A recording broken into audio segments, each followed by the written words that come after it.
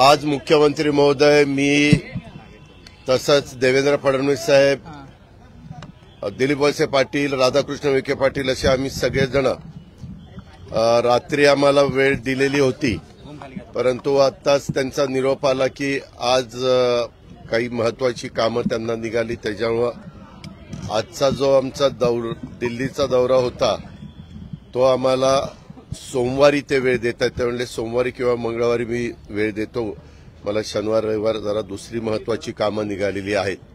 त्याच्यामध्ये 5 गोष्टीच्या करता आम्ही काल कॅबिनेटमध्ये चर्चा केली, मुख्यमंत्र्यांनी, उपमुख्यमंत्र्यांनी, आम्ही सगळ्यांनी. त्याच्यामध्ये एक तर आपला कांद्याचा प्रश्न, दुसरा इथेनॉलचा प्रश्न, तिसरा तुम्हाला माहिती असेल सभागृहामध्ये विदर्भ विकास मंडळ, मराठवाडा विकास मंडळ आणि उर्वरित महाराष्ट्र त्याच्याबद्दलचा प्रस्ताव गृह मंत्रालयामध्ये गेलाय, तो एक प्रश्न. असे 5-6 प्रश्न आम्ही त्याच्या संदर्भामध्ये घेतलेले होते आणि त्याप्रकारे त्या 5-6 प्रश्नाच्या निमित्तानं आम्ही गृहमंत्र्यांची भेट घेणार होतो.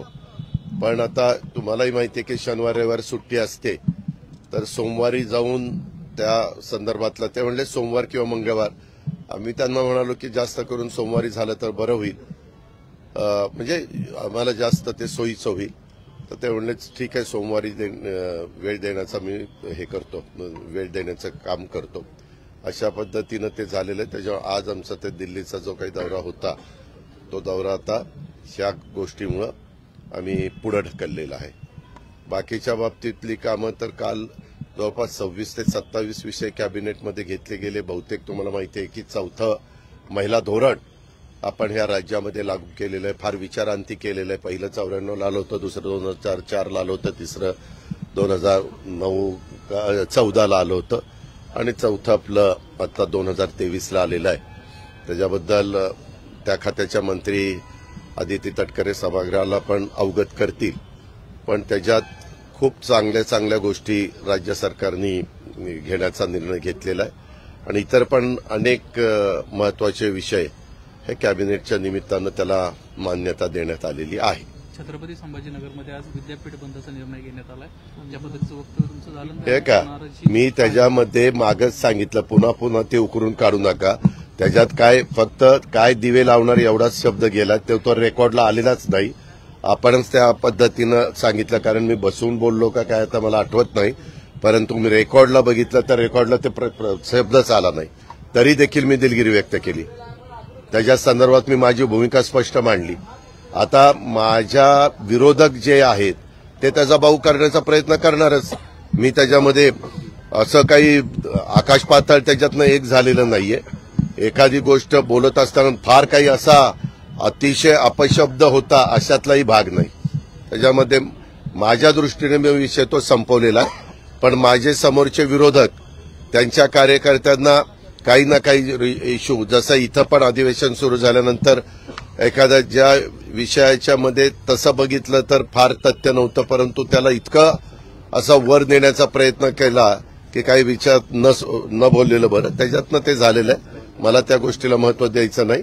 आपली परंपरा आहे, एखादी गोष्ट, एखादा शब्द जर वेगळा काही गेला तर आपण त्याच्यामध्ये दिलगिरी व्यक्त करतो, विषय संपवतो.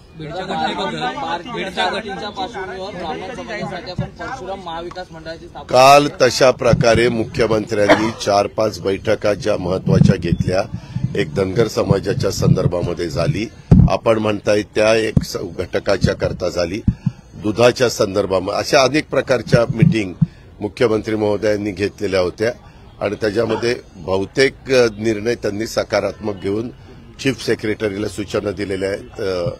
याच्याहीबद्दल काल संप सकाळी सुरू झाला होता, त्याही बद्दल मुख्यमंत्र्यांनी स्वतः काही त्यांना शब्द दिला आणि त्याच्यातनं कालचाही संप मिटला. ह्या गोष्टी चालत असतात आणि कुणाचंही सरकार असलं तरी ते सकारात्मक मार्ग काढायचा प्रयत्न करत असतात.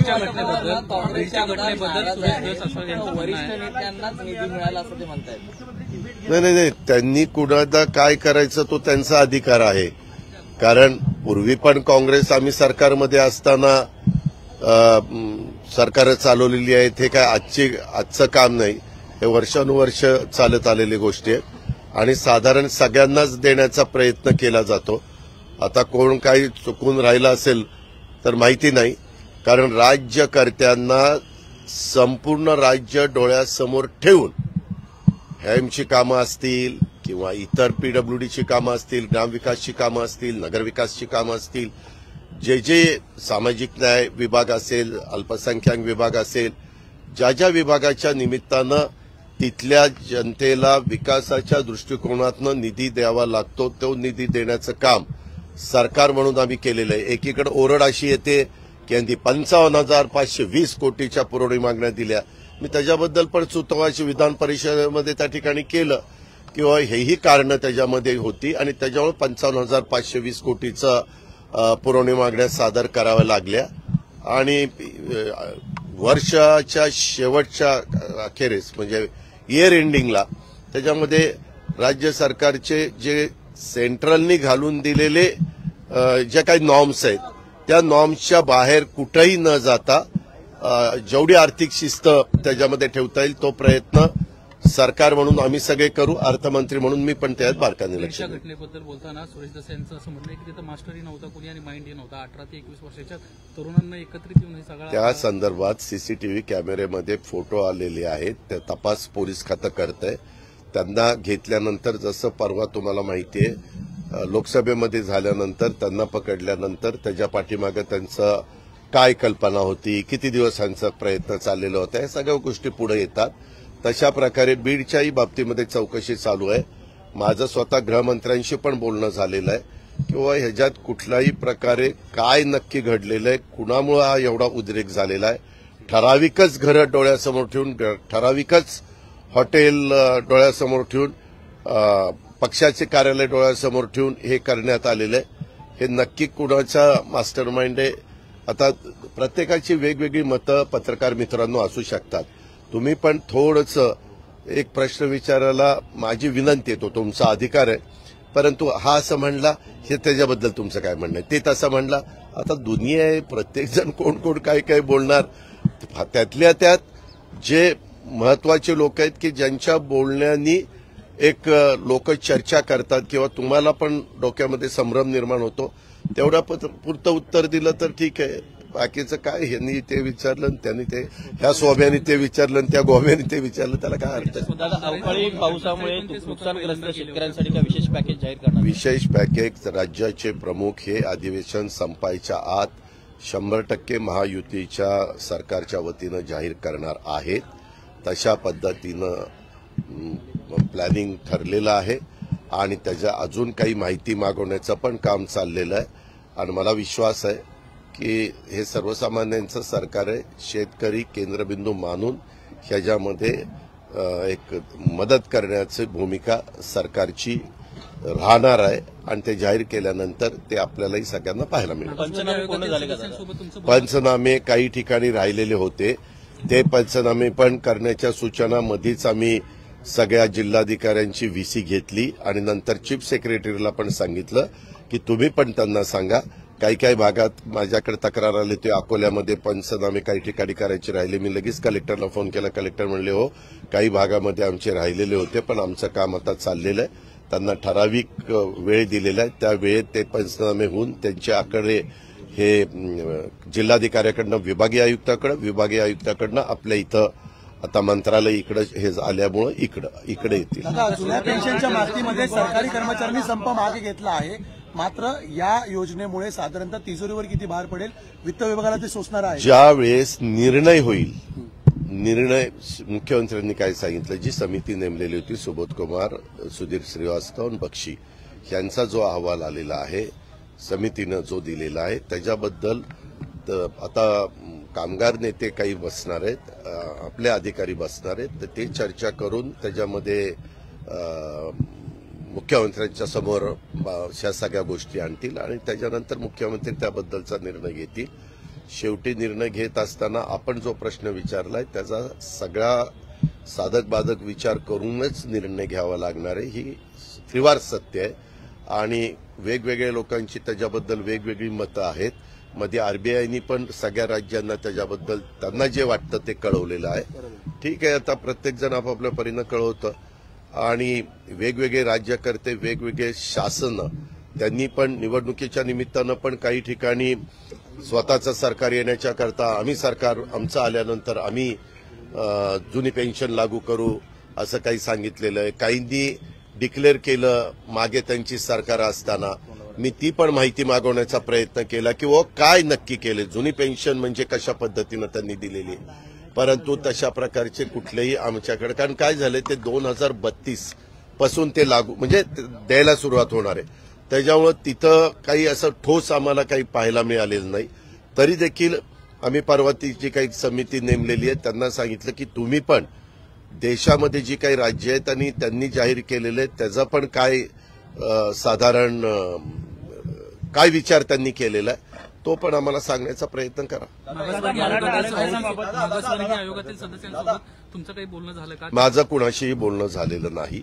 मी प्रयत्न करतोय, परंतु मला इथंच सभागृहामध्ये सकाळी इतके व्हिजिटर्स असतात आणि नंतर सभागृहाचं कामकाज सुरू झाल्यानंतर, आता काल पण आमची कॅबिनेट होती, रात्री उशिरापर्यंत कॅबिनेट चालली, पण मी माझ्या आता आज अधिवेशन संपेल, आज आम्ही संध्याकाळी दिल्लीला जाणार होतो, त्याच्यामुळे मी आज किंवा उद्या त्यांच्याशी बोलण्याचा प्रयत्न करीन. आता नाही, काल हे जे काही आमचे महायुतीतले 3 घटक प्रमुख आहेत त्यांचे 4 लोक, आपण महामंडळाचं वाटप कसं असावं आणि उद्याच्या लोकसभेच्या निवडणुकीच्या निमित्तानं साधारण महायुतीचे मेळावे किंवा महायुतीच्या सभा ह्या अधिवेशन संपल्यानंतर कशा पद्धतीनं ऑर्गनाईज करायच्या याच्याबद्दल त्यांची चर्चा झाली.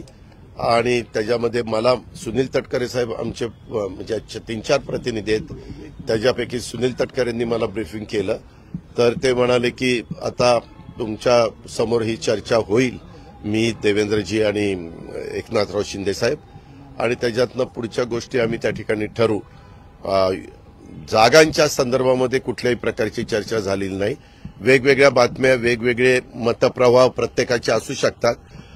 तिथले जिल्हा अध्यक्ष ह्या तिन्ही पक्षाचे किंवा अजून कोणी प्रमुख पदाधिकारी जरी बोललं तर मी आपल्याला स्पष्टपणे सांगतो, आता मिठाचा खडा टाकला, आता काहीतरी वेगळं घडणार, आता जागा वाटपात वाद होणार, काही तुम्ही तसलं डोक्यात आणू नका, काही वाद होणार नाही. आम्ही फार समंजस भूमिका घेऊन तिसऱ्यांदा ह्या देशाचे लोकप्रिय नेते, जगामध्ये देशाचं नाव ज्यांनी मोठ्या प्रमाणावर पुढे नेण्याचं काम केलेलं आहे त्या नरेंद्र मोदी साहेबांना आम्ही पंतप्रधान करण्याच्या करता 48 पैकी जास्तीत जास्त 45 तरी जागा कशा निवडून येतील अशा प्रकारचं नियोजन आमच्या तिन्ही पक्षाचं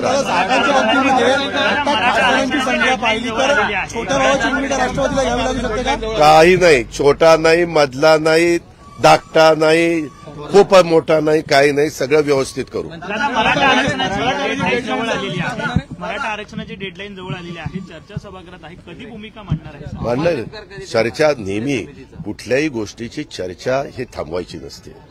चर्चेतनं नवीन गोष्टी पुढे येत असतात आणि स्वतः राज्याच्या प्रमुखांनी दसऱ्याच्या शुभमुहूर्तावर शिवाय मुंबईसारख्या आर्थिक राजधानीमध्ये छत्रपती शिवाजी महाराजांची शपथ घेऊन सांगितलेलं तुम्ही काळजी करू नका.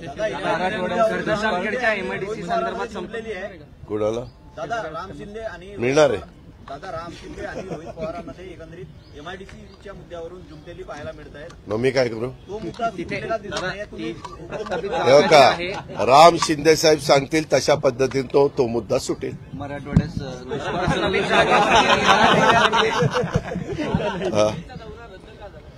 दिल्लीचा दौरा अमित शहा साहेबांना अतिशय ते देशाचं महत्वाची भूमिका त्यांना सगळी बजावावी लागती. त्याच्याकरता आज म्हणजे आम्ही गेल्यानंतर सुट्टी, शनिवार रविवार सुट्टी आहे. आम्ही गेल्यावर समजा काम ज्यांच्याकडे असतं ते अधिकारी सुट्टीच्या निमित्तानं कुठं बाहेर गेले असतील फिरायला, जसं आपण पेज प्रकल्प, ताडोबा वगैरे कुठं जाता, ऐक रे बाबा, तशा पद्धतीनं अधिकारी नाही सापडले तर अडचण येते. त्याच्यामुळं सोमवारी बोलवलंय का तर सोमवारी 100% अधिकारी सापडतील आणि कामाचा निपटारा होईल. त्याकरता सांगितलं. ज्या ठिकाणी प्रस्तावित जामखेडची जी एमआयडीसी आहे, ज्या ठिकाणी प्रस्तावित होती त्या ठिकाणी नीरव मोदीची जमीन आहे आणि त्याच ठिकाणी रोहित पवार आग्रह नीरव मोदी गेला तिकडे कुठं निघून, तुम्ही काही काळजी करू नका. आता तो इथं येण्याची परिस्थिती फार कमी आहे आणि आला तर त्याच्यावर रितसर कारवाई होईल.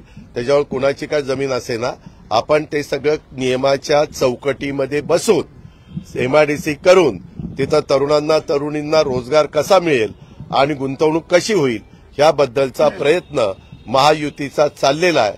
आणि त्याच्यात आमचे तिथले सहकारी महायुतीचे आमदार राम शिंदे अतिशय बारकाईनं प्रयत्नशील आहेत.